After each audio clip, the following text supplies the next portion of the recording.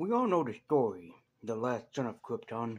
We know the story, how he was basically the last known survivor of a doomed planet, a planet that was meant to explode. He would soon crash land in Kansas, where he'd taken care of two people who showed him the ways of truth, justice, and the American way, especially showing him that he does indeed have a human side, and that he and all of humanity look to him as a symbol of hope. But what if the symbol of hope didn't exactly become the symbol we were expecting? What if he became something worse, something disastrous? What if he just happened to land in Russia during the height of the Cold War? And what if he becomes a terrible leader, a leader that had no remorse or repentance, but would eventually transform himself into the hero that we all need in this day and age? This is a tale of an Elseworld story written by Mark Millar that was an Eisner winner and is considered one of the best Superman stories ever written. Today, my friends, we are talking about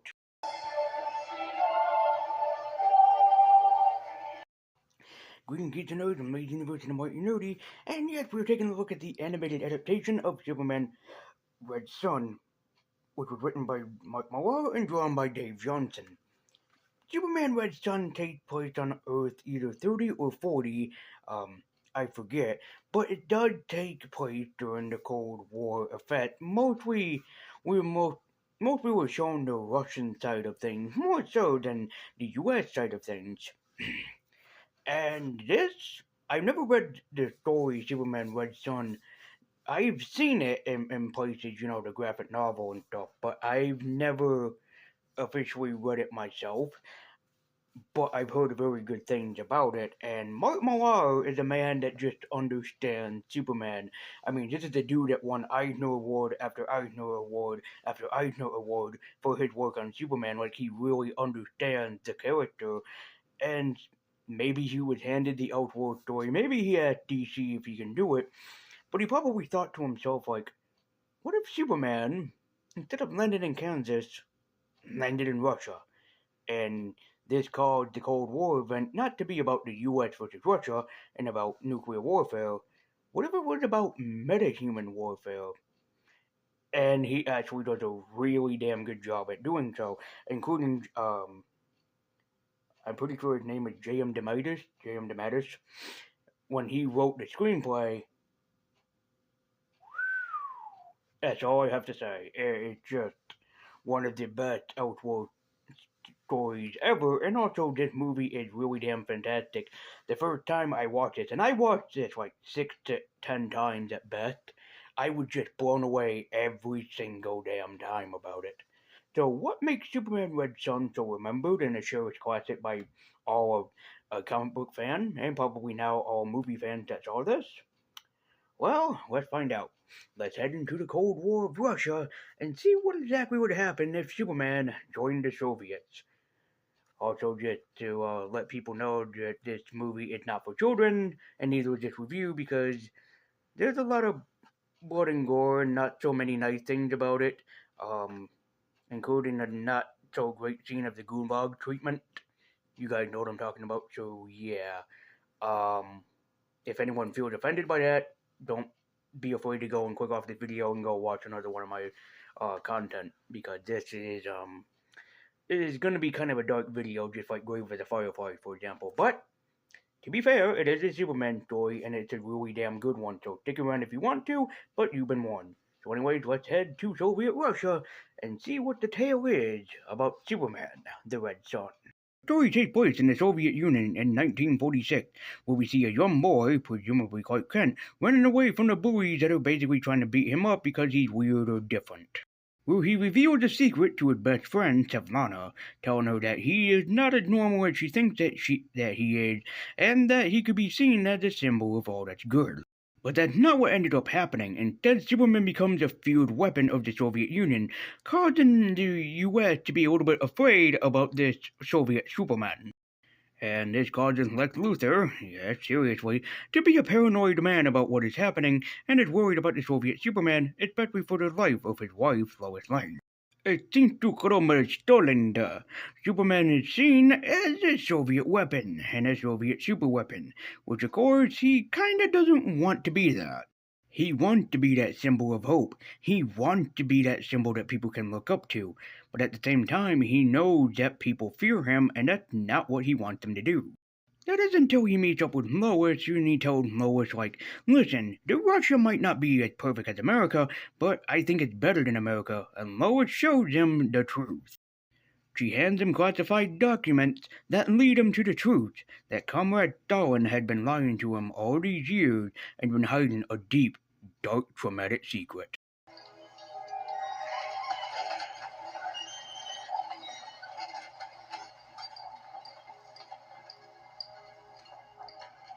As Soups takes a trip down to the Gulag, and he's horrified by what he sees, knowing that all these people are suffering, and he never even once heard them. Even more traumatic, he finds his old good friend, Svetlana, who's dying within the caves. Superman leads everybody out of the Gulag, but at the cost, losing his best friend. As Soups goes and confronts Stalin, and Stalin tells him a kitten and that he's blind to the real rules. Whether he's right or he's lying to him is unknown. As Stalin basically keeps telling Superman, like, you don't understand these rules. You're a young man. How could you really understand what Soviet Russia is really going through? And we have to make it perfect. And then Soups does this. Wise words.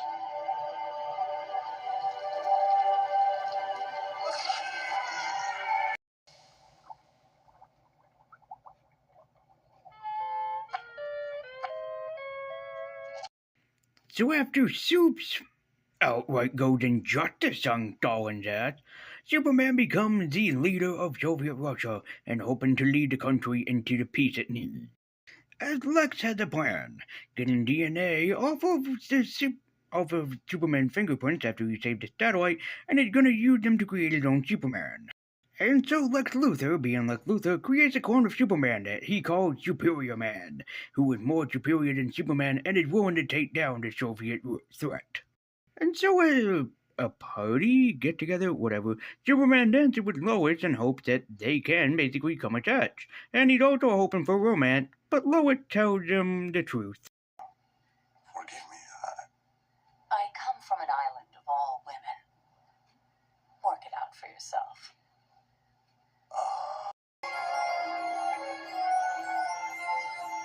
Okay, Mr. Johnson's up. Girl on girl. So hot. That's right. In this universe, Wonder Woman just so happens to be a lesbian. Suck on that one, Wick. Frederick Wortham is probably rolling in his grave right now at the thought of Wonder Woman being a lesbian, and Mark Miller is awesome for making her such, so suck on that one, Wortham. As Superior Man, for no reason other than being an asshole, flies to Soviet Russia and challenges Superman to a fight to the death as he plans to kill the Man of Steel. Also, I'm not sure, but I'm gonna guess that Superior Man is either supposed to be joke or a parody of Bizarro or Ultraman. You make your own guess. As Lutz keeps forcing Superior Man to get even stronger and stronger. He wants to beat the Man of Steel. He wants to kill the Soviet Sun, but he knows he can't. But eventually, he pushes Superior Man far past the point of no return, as he's going to explode, and he doesn't know why or what happened to him. Meanwhile, Superman comes to the Berlin Wall. Remember the Berlin Wall conflict? Yeah, it wasn't Mr. Gorbachev tear down this wall. No, Superman did it. Also, Brainiac attacks Russia. We'll come back to this because it is actually important to the plot, but just remember that Brainiac is in this and that he stole and bottled a city in Russia. As Superman now had gone cuckoo for Cocoa Puffs, especially for Wonder Woman to even agree so, the man thinks that Russia is far more superior than the US, especially to turn people into his slaves if they don't agree. As he wants Korea to join his side in the war effort. But Korea and the Korean Prime Minister at the time actually admit that they're terrified of Superman. That is until Batman enters the picture, holds Wonder Woman hostage with her own lasso of truth, and basically wants Superman dead for what he did to him when he was a child. Yeah, back in the Gulag, Superman met a young Batman, and this version of Batman blames Superman for his parents' death and demise. And this Batman thought the best way to get his revenge is to blow up half of Russia, pretty much, and take Wonder Woman hostage for some reason, just so he can put Superman under the Red Sun, get it, and beat the crap out of him because he knows that the Red Sun powers Superman, and so it makes it easier for him to beat him up. That is until Wonder Woman manages to help out Superman, which is actually a great scene of her severing her own bonds with the lasso of truth, and tries to defeat Batman until Batman does this. And then a nice job in the Moscow laundry for you.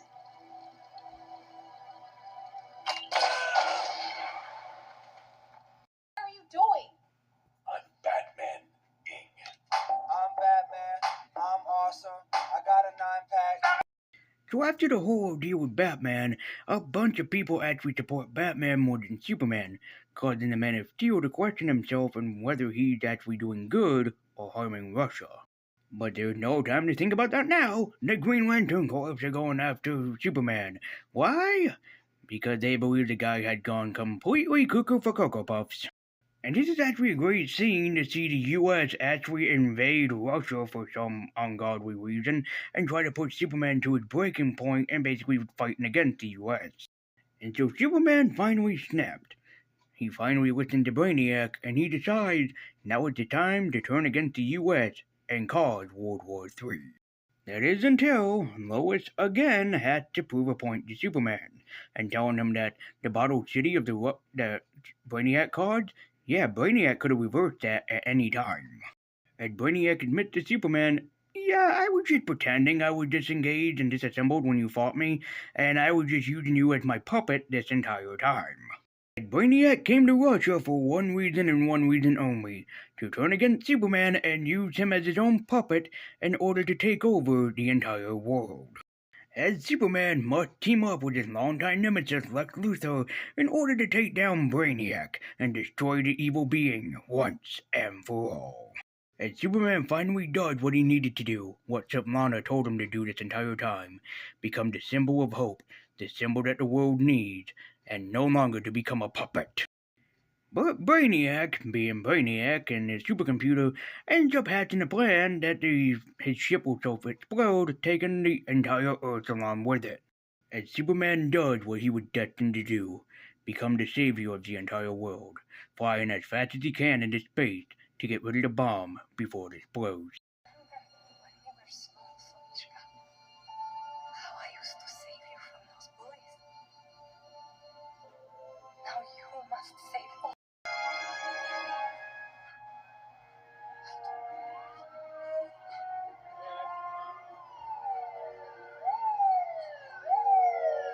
And that was Superman Red Son, the animated adaptation.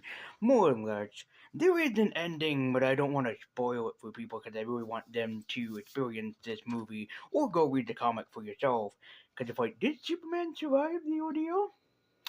I'll let you guess what happens in the comments down below. And in case you're wondering, yes, Lex Luthor in this story became the president like he did in Superman Batman Public Enemies. Also, technically, Superman the animated series in a sense, and also Justice League where he became president. Yeah, people just love doing their corrupt millionaire becoming president, almost like it speaks to the real world. But anyways, that was Superman Red Son, and the adaptation is really damn good. I've never read the story myself, but this is probably one of my favorite animated Superman movies this year, and by far. Every time I watch it, it just exhilarates me even more. Like, I'm just surprised at how damn good this movie is. Every single cast member in this does a great job, especially Paul Williams as Brainiac. We need more of this. He is really, really damn good as a Brainiac, I have to say.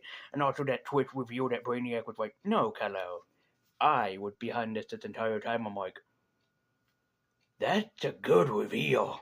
That is a great reveal for this movie to do. It's beautifully animated, wonderfully voice casted, and the music is by far really stupendous in this, especially their own version of the Superman theme, the Russian opening, which was beautiful. I don't know if it actually had like a Russian orchestra, not orchestra, but choir doing the theme song, but it's just really a beautiful theme to listen to. And this is by far a really great movie, and it surprises me. Like they do a different Batman origin, but this time Batman goes to Clark, kind of like Batman v Superman, and kind of blames him for what happened to his parents. And I'm like, but it's not really Superman's fault. I know that um they say that Superman's the savior and protector of Russia in this universe, but it's not necessarily his fault. And if you watch the movie or read the comics, you know why. So kind of ridiculous for Batman to blame Superman and then blow himself up for his troubles. World's greatest detective. But I would really recommend Superman Red Son. It's beautifully animated, wonderfully voice casted, and just above all, a really, really damn good outward story. It's so if you like Superman and you're a big Superman fan, this is definitely one to check out. It's really, really awesome and really damn good. As I have to give Superman Red Son the Funko Pop rating of an Ichigo Kurosaki, because in my heart, I truly believe that this is a number one animated Superman movie that more people should talk about. So Superman Red Son gets the Funko Pop rating of an Ichigo.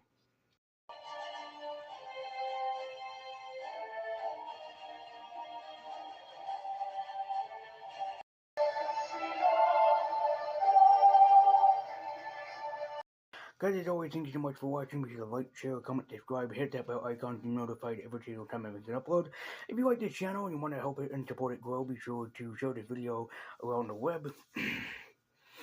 Wherever that you can, be sure to like, comment, subscribe, and also, in case that you like this channel and you like these videos and you don't ever want to miss one, then be sure to hit the bell icon to be notified. And also, if you want to talk to me, see what I'm doing, see behind the scenes stuff, or just plain out follow me, whatever that you decide, you can do so with the link to my Twitter down in the down in the description down below. So, thank you guys so much for watching. I believe you never tap on nerdy keep you on, and let me know your own thoughts and opinion on Superman Red Son in the comments down below, as I really think it's one of the best Superman adaptations. And let me know what is your favorite Superman animated adaptation. I'm not talking about the animated series, I'm talking like an animated movie that he was in, like Justice League or his own standalone movie. Let me know in the comments down below. My favorite, definitely by far, for a tie for best Superman stories, is definitely Superman Doomsday, Superman versus the Elite, and definitely, yeah, Superman Red Son. So, let me know your favorite in the comments down below. So, thank you so much for watching. I'm really for Top Point Nerd to keep you on. And until next time, guys, and as always, take care. And be sure to check out Superman Red Son.